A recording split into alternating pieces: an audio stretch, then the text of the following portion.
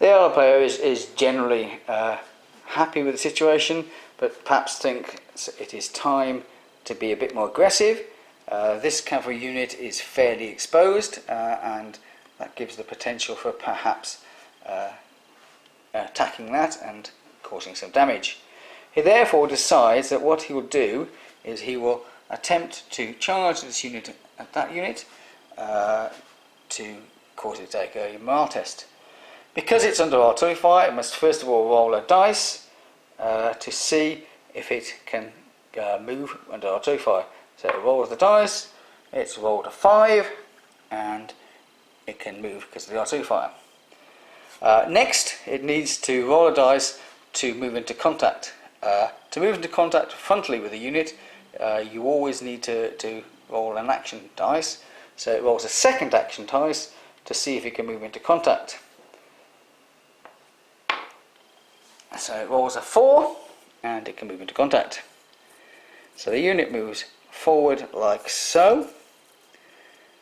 Because this unit is a cavalry unit, it moves to conform to this, like so, and also the supporting unit can conform similar distance. I don't think the supporting unit needs to conform there because it can support there in any case.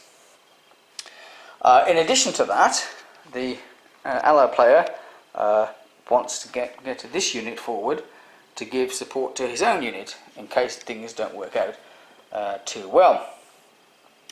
So this unit moves forward like so.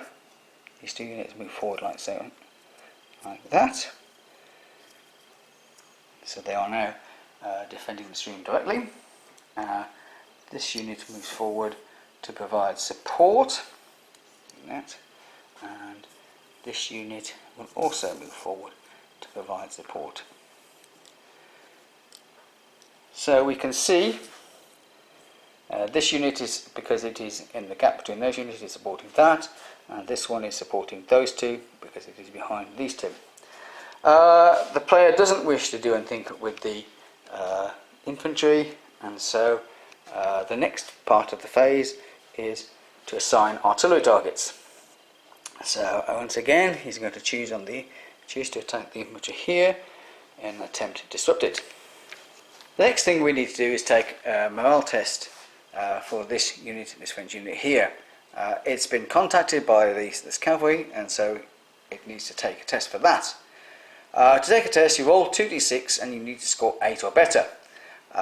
This unit is elite, so that will give it +1 to the morale test, and also it has this unit within support distance, that distance behind it, so it'll get +1 for that, so it gets +2. It rolls the dice and scores 5. 5 plus 2 is 7, so that's a failure, and it's an ordinary failure, so the unit will lose 1 of its hits. To do that, I put a small red dice on like that. That means that unit has now got just 1 life left.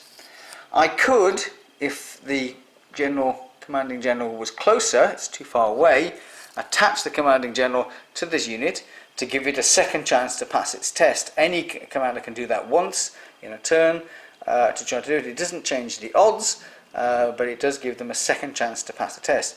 But it's too far away, so this unit must, because it's lost the melee, the contact, must withdraw. If it didn't have support, it would go 2 times this, so something like here, further away, and stop. But because it has support, it moves back behind its support and rallies facing the enemy. So something like this. I'm using today the optional rules for melee and for pursuit, which you can find online and also in the 3rd scenario book connected with these rules. In those, you roll a d6. If you run a melee, you roll a d6 cavalry units to see if they will pursue the defeated enemy. This is an uncontrolled pursuit, and so it is not a good thing to happen. So generally speaking, you don't want it to happen.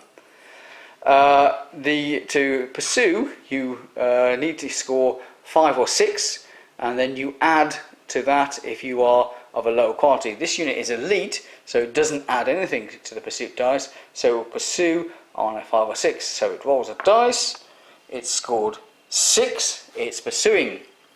So it moves across here. It doesn't need to roll for the stream because it's going a bit crazy, and hits that unit there. Not so good. So that is the end of the Austrian turn.